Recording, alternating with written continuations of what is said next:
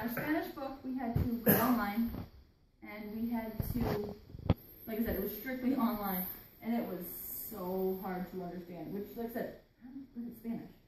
I was very good at Spanish in school, and it was a struggle.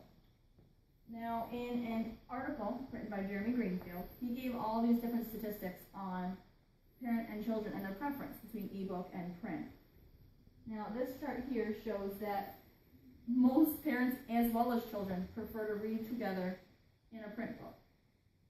And parents say that because they don't like the distractions, all those bells and whistles. It's so hard to get their child to focus when they're reading a story to them if it's, on a screen.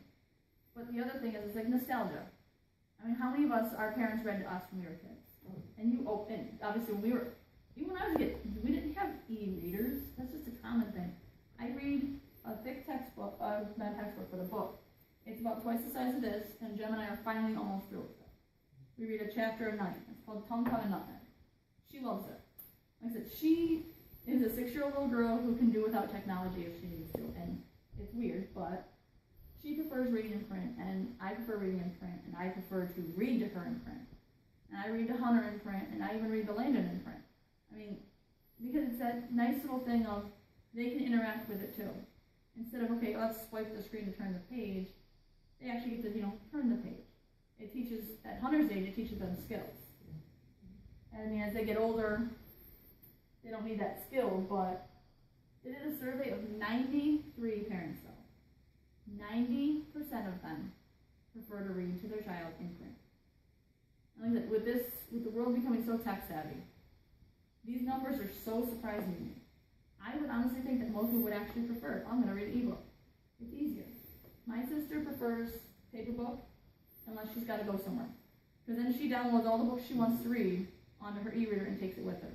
That was what she did when she was a traveling nurse. It was a big thing because she couldn't lug her medical bag, and she couldn't lug this big bag full of books everywhere she went. I mean, this goes in whatever book I read at the time, it gets tossed into my purse and it goes with me everywhere. There was another one, a study done by the Nielsen Company. This is a chart of what the teens say, why they prefer print. And most of them actually said that they prefer the print because they can swap books with their friends. Not a lot of teens have a bunch of money to go out and buy books.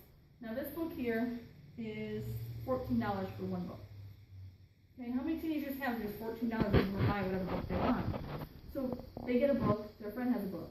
Hey, I want to check that book out. Okay, here, you can borrow it. And that's how they discover all this stuff. They get to read all these books without actually costing them money. The other thing is they go to the library because it's free. 29% of teens have said that they like to go browsing through the library to find a book to read. And I mean, it's pretty cool to hear that.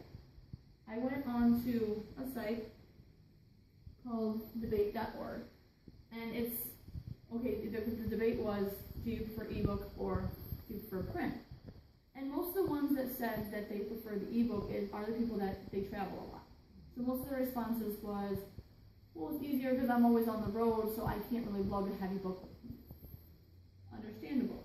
Most of the people who said they prefer print said they don't like the fact that the light hurts their eyes. And the one person actually came up with the whole, what was it they said?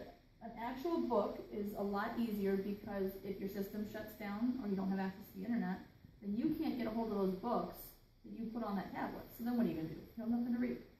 If you read a print, if you always have a print book with you, you don't have to worry, even if there's a power outage. Unless it's pitch black outside, you can still read. But my phone has a flashlight on it. But I usually have one of those little flashlights that goes everywhere with me because, well, I live in cow country, so we like to drive on the back roads. Like I said, personally, I love reading the paper books, and I love wandering through the library. I actually discovered this author wandering through the library. I'm a big Ted Dekker fan.